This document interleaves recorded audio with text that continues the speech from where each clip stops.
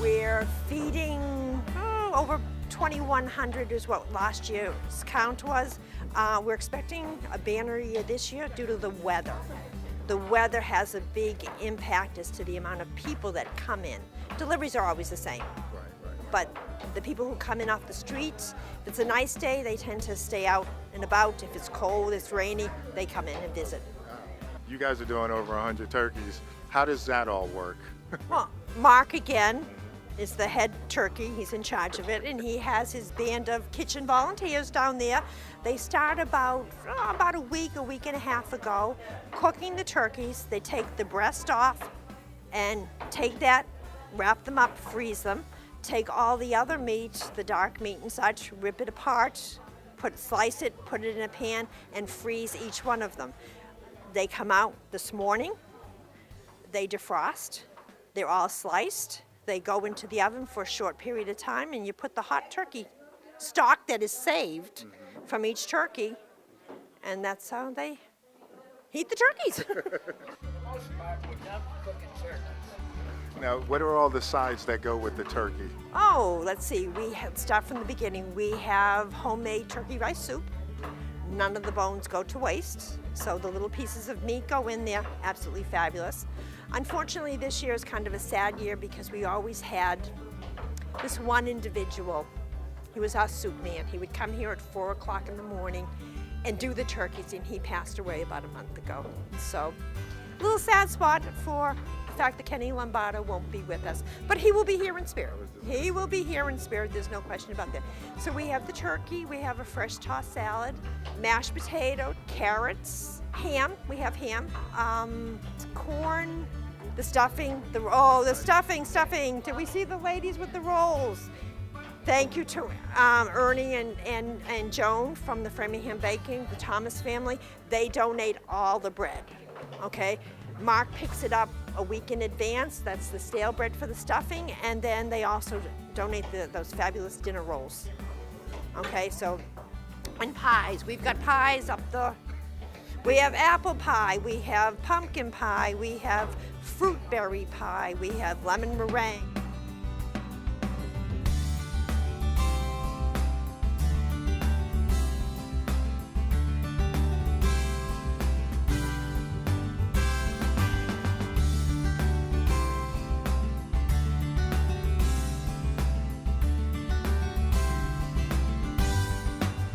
Who's here? Well, we always start with Diane Lynch, who is our Director of Operations. She is our Thanksgiving angel. She is the behind the scene. Not really, boy, is she really up above in front, but you know, she thinks she's behind the scene. We couldn't do it without her. She starts months before with the fundraiser. About 8 years ago, somebody told me about it, and I came on Wednesday night, and I was a stripper, which is what we call the way that we rip the meat off the turkeys. So I did that, and then I came back the next morning and I did a delivery route to over to Rose Kennedy Lane in Framingham to the elderly, and it was just so moving to me to be able to deliver the meal and to see how grateful and appreciative people were that were sitting by themselves.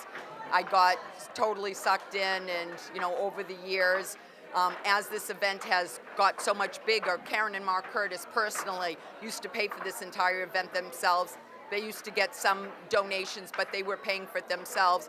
And a couple of years ago, probably 5 years ago, when you know it was just getting so enormous, you know, I'm like, you know, we need to do fundraising, and Karen and Mark are the most selfless people. They just don't want to ask anyone for anything. So I said, no problem, I'll take over.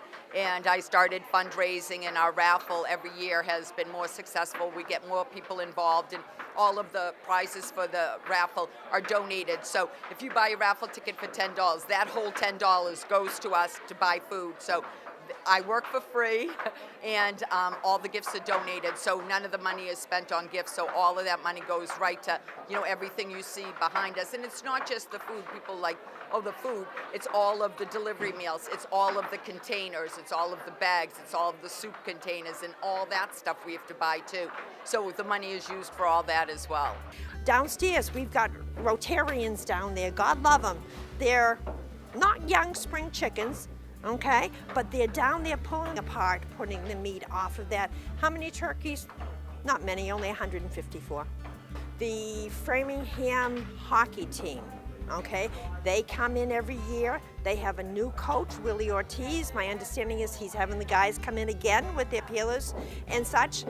The girls hockey team, competition between the boys and the girls. One of my favorites is the boys swim team. They do about 300 pounds of onions with their goggles on. We put them over way in the corner. We have all kinds of youth groups, Girl Scouts, Boy Scouts. We have the Girl Scout leader, Sue Petroni.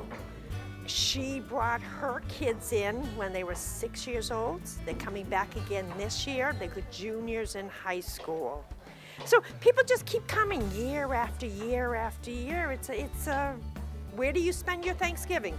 We spend it down at the Eagles with the Curtis family, then we jump over to the bonfire. Now, when do you start this process and leading up until tonight and tomorrow, as far as what has to be done? When do I start? Yes. In August. I do. I start in August. I normally try to pick the venue for where we're going to do the drawing, and in August I start trying to get donations and trying to get people to give us things. I try to print the tickets in September, which seems really early, but you need time to sell them. You can't sell all these tickets in a month, and you got to get them out and get the word out, and it takes a while every year. So I start in August, and it ends for me tomorrow. My name is Emma Lowry, and I want to say thanks to the Curtis family for just doing so much for people here in Framingham. Hi, I'm Sam Barnett from Framingham Boys Ice Hockey. I love coming to help the Curtis family because it allows our team to give back to the community for all the support that they give us in our games. Who came up with the idea to do this? How did that start with you and Mark? Well, it wasn't me. Okay. Okay, it was Mark. Mark was single at the time, got together with 8 of his friends. 8 turned to 40, 40 turned to 100, and it was like the loaves and the fishes, they multiplied. Who benefits most from this? The volunteers. The volunteers, I think, the people, the recipients on the other end, but I think there is a very real sense of a community, that there are parents out there that realize we have a good life, okay? They have little kids coming up, they want to teach the kids, you know what, you have a good life. You don't really need that iPhone 6 or whatever the new one is there. There are people who don't have, that can't afford to even put turkey or a meal on their table. So I think the volunteers really do benefit. They want to give back. They don't know how to give back or where to give back.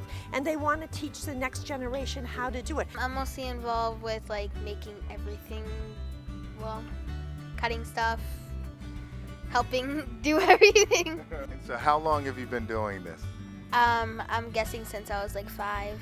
I don't really know exactly, but And tell me why this is such a special night. we're helping the community and helping people that don't have enough food to eat and stuff. So Tell me about that experience when you're dropping off someone's a meal.